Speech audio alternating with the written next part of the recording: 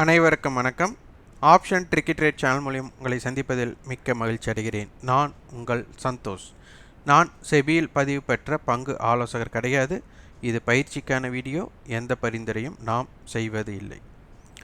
இங்கே பார்த்தீங்கன்னா option beginners ரொம்ப முக்கியமாக தெரிஞ்சுக்க வேண்டியது. அதனை விட ஆப்ஷன் பையர்னு கூட நம்ம சொல்லிக்கலாம். இவங்க why do option buyers lose money in the market, அதாவது ஏன் நட்டமடைகிறார்கள் அப்படிங்கிறது ரொம்ப மிக முக்கியமாக புரிந்து கொள்ள வேண்டியது. அவாய்ட் ட்ரேடிங்னா வியாபாரமே பண்ண வேண்டாம் அப்படிங்கிறதுல இந்த நேரத்தில் வியாபாரம் பண்ணக்கூடாது அப்படிங்கிறத தான் நம்ம சொல்லுகிறோம். அது என்ன அப்படிங்கிறத ஸ்டெப் பை ஸ்டெப்பாக நம்ம பார்க்கலாம். இப்போ இது நம்மளுக்கு என்எஸ்சி டேபிள். நீங்கள் இப்போ எது வேணாலும் எடுத்துக்கலாம். நான் நிஃப்டியை தேர்ந்தெடுத்து அதனுடைய டெரிவேட்டிவ்ஸில் அட்டவணையை நம்ம பார்க்க போகிறோம். மார்க்கெட்டோட ஒரு நாளோட ரேஞ்ச் என்ன அப்படிங்கிறத நீங்கள் பின்பற்றி பார்க்கணும். அந்த ரேஞ்ச் எப்படியெல்லாம் மாறுபடுகிறது அப்படிங்கிறதையும் நம்ம பார்க்கணும். அதனால் ஆப்ஷன் என்ன ஹெட்ஜில் இருக்கிறாங்க அப்படிங்கிறது இந்த ஆப்ஷன் அட்டவணையில் நம்மளுக்கு தெரிஞ்சிடும். அப்போ அந்த ஹெட்ஜை நம்மளுக்கு தெரிஞ்சுட்டு அதனுடைய அட்டவணையில் இருக்கிற ரேஞ்சை நம்ம தெரிந்து கொள்கிறோம். அப்போது எந்த மாதிரி ஹெட்ஜ் இருக்குது அதற்கு உண்டான ரேஞ்சை நம்மளுக்கு தெரிஞ்சிடும். அதுக்கு அடுத்த விஷயம் நீங்கள் ரொம்ப முக்கியமாக தெரிந்து கொள்ள வேண்டிய ஆப்ஷன் பையருக்கு இப்போ மார்க்கெட் இருக்கிறது 17,856னா இதற்குள்ள ஒவ்வொரு ஸ்ட்ரைக்குள்ளேயும் உண்மை விலை இன்ட்ரென்சிக் வேல்யூவும் டைம் வேல்யூவும் ஒளிந்திருக்கிறது. அப்போ நீங்கள் எடுக்கக்கூடிய எக்ஸ்பைரி எந்த எக்ஸ்பைரி தேர்ந்தெடுக்கிறீங்க அப்படிங்கிறத பார்த்து கொள்ளுங்கள். அப்போது இந்த 17,800 to 900க்குள்ளே இருக்கிறத நம்ம பார்க்குறோம். அப்போ இதோட டோட்டல் வேல்யூவே 100 ரூபா தான் இருக்கணும். இதை 100 ரூபா தான் காலும் புட்டும் பிரித்து கொள்ள வேண்டிய தொகை. இந்த கால் ஆப்ஷன் புட் ஆப்ஷன் பிரித்து கொள்ள வேண்டிய தொகை. அப்போ 17,800 கால் நம்மளுக்கு மார்க்கெட் 17,800க்கும் 856க்கும் வித்தியாசம் 56 புள்ளிகள். அப்போது இந்த 70 புள்ளிகள் அப்படிங்கிறது பார்த்திங்கன்னா நம்மளுக்கு டைம் வேல்யூ. அப்போ 17,900 புட் எவ்வளோ இருக்கும்னா நம்மளுக்கு 46 ரூபா தான் இருக்கணும். அப்போது இதில் எவ்வளோ இருக்குது? 70 ரூபாய். இதுவும் டைம் வேல்யூ இருக்கிறது. அப்போது இதனுடைய ரெண்டு வேல்யூ நீங்கள் ஆட் பண்ணுங்கள். 126 116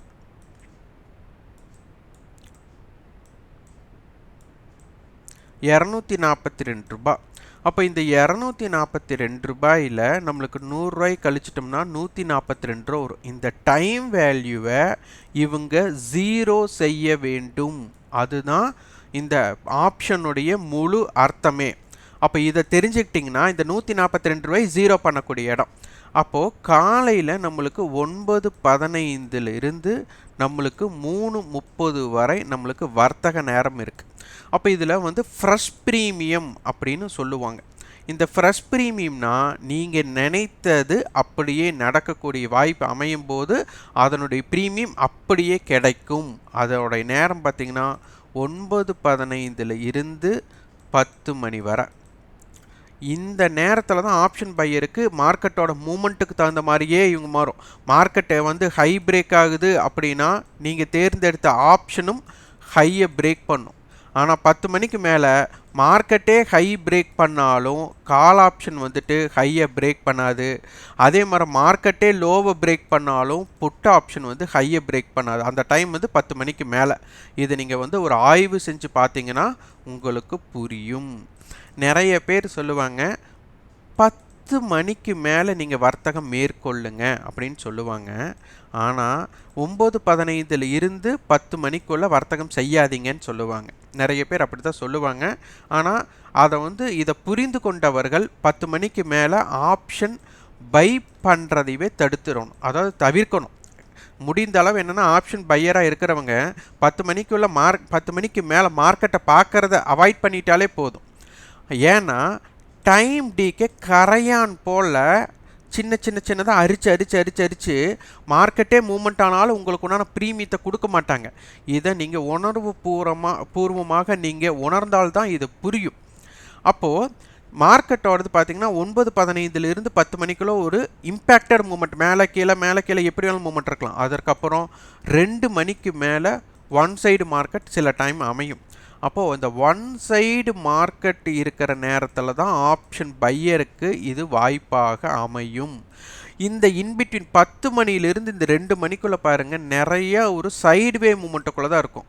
இப்போ நிஃப்டின்னு எடுத்துக்கிட்டிங்கன்னா நம்மளுக்கு கிட்டத்தட்ட ஒரு 50 புள்ளி தான் மூமெண்ட்டே இருக்கும். என்ன இந்த 10 மணியிலிருந்து இந்த 2 மணிக்குள்ளே. பேங்க் நிஃப்டின்னு எடுத்துட்டிங்கன்னா ஒரு 150 புள்ளியிலிருந்து 200 புள்ளி தான் மூமெண்ட் இருக்கும். அப்போ இந்த சைடுவே மூமெண்ட்டுக்குள்ளே போயிட்டு ஒரு ப்ரீமியத்தை நீங்கள் பை பண்ணி இதில் லாபம் எடுக்கணும்னு நினச்சிங்கன்னா அது உங்களுக்கு லாபமும் எடுக்க முடியாது. ஏன்னா உங்களுக்கு ப்ராஃபிட்டும் வராது, லாஸும் வராது. அப்போ அந்த இடத்துல என்ன ஆகும்னா உங்களை வந்துட்டு பல நேரம் அமர்ந்து சந்தை பார்க்கக்கூடிய வாய்ப்புக்கும் ஒரு அடிக்ஷன் ட்ரேடுக்கும் கூட உங்களை கொண்டு போகும்.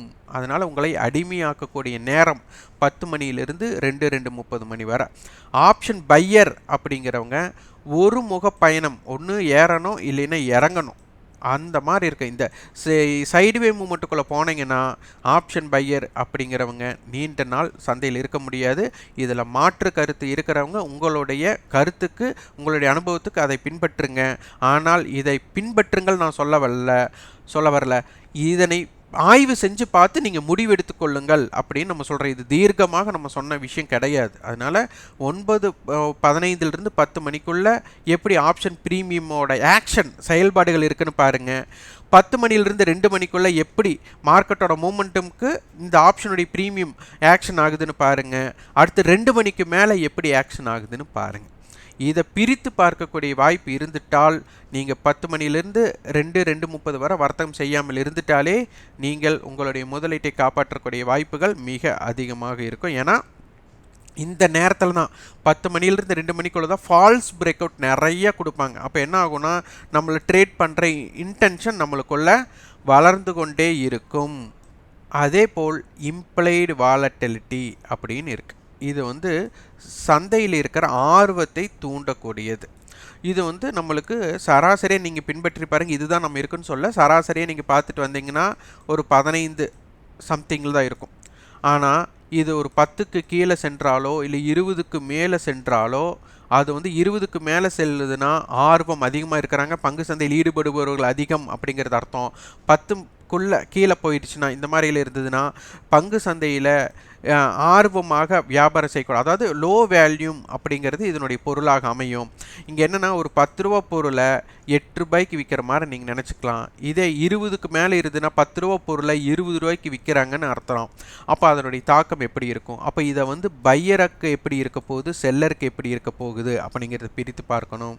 அடுத்தது ஸ்பாட்டுக்கும் ஃபியூச்சருக்கும் உள்ள வித்தியாசத்தின் அடிப்படையில் அதிகமாக ஸ்பாட்டுக்கும் ஃபியூச்சருக்கும் அதிக வித்தியாசம் இருந்தால் அது என்ன மாதிரி செயல்படுது, ஆப்ஷனோட இம்பேக்டட் ஜோன் எப்படி இருக்குது, காலுக்கு புட்டுக்கு எப்படி இருக்குன்னு ஆய்வு செய்யணும். அதே மாதிரி ஸ்பாட்டுக்கும் ஃபியூச்சருக்கும் வித்தியாசம் குறைவாக இருக்கும்போது எப்படி ரியாக்ட் ஆகுது, ஸ்பாட்டை விட ஃபியூச்சர் குறைவாக இருக்கும்போது அது டிஸ்கவுண்ட்னு சொல்லுவாங்க, அந்த நேரம் எப்படி வர்த்தகம் ஆகுது, அது புட் ஆப்ஷனுக்கு எப்படி இருக்குது, கால் ஆப்ஷனுக்கு எப்படி இருக்குது அப்படிங்கிறதுல பார்த்தீங்கன்னா உங்களுக்கு எப்படி வியாபாரம் செய்யணும் தெரிஞ்சுக்கலாம்.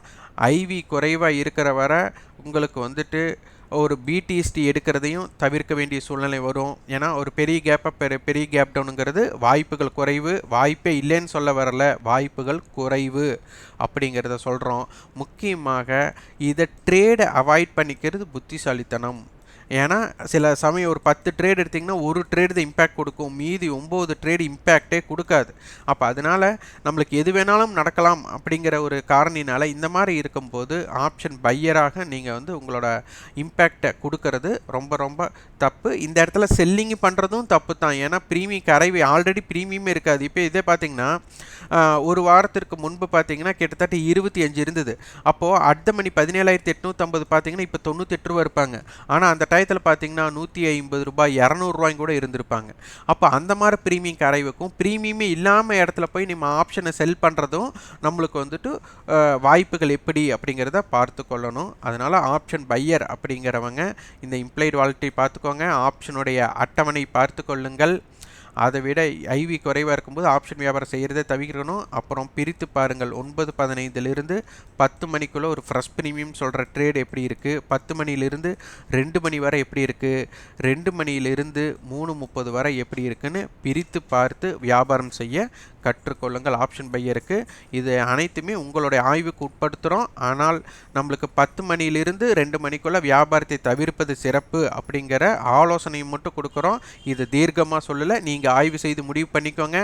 ஐவி குறைவாக இருக்கும் போதும் ஆப்ஷன் பையராக இருந்தாலும் சரி செல்லராக இருந்தாலும் நம்மளுடைய வர்த்தகத்தை ஈடுபடுத்துறத குறைத்து கொள்ளணும். இந்த இடத்துல ஓவர் ட்ரேடெல்லாம் நீங்கள் பண்ணினீங்கன்னா கண்டிப்பாக உங்களுடைய முதலீடு காணாமல் போய்விடும். முதலீட்டை காப்பாற்ற இயலாது. ஆனால் இதனை தெரிந்து கொண்டு வியாபாரம் செய்ய முற்படுங்கள். இந்த வீடியோ உங்களுக்கு பயனுள்ளதாக இருந்தால் லைக் பண்ணுங்கள், ஷேர் பண்ணுங்கள், சப்ஸ்கிரைப் பண்ணுங்கள். நீங்கள் ஆப்ஷன் ட்ரிக்கி ட்ரேட் சேனலுக்கு சப்போர்ட் பண்ணணும்னு நினச்சிங்கன்னா எங்களோட ரெஃபரலில் அப்ஸ்டாக்ஸ், அலைஸ் ப்ளூ, ஜிபுல் நிறுவனத்தோட அக்கௌண்ட் ஓப்பனிங் லிங்க் டிஸ்கிரிப்ஷனில் கொடுத்துருக்குறோம். அதனை பயன்படுத்தி எங்களுக்கு சப்போர்ட் செய்யுங்க. நன்றி, வணக்கம்.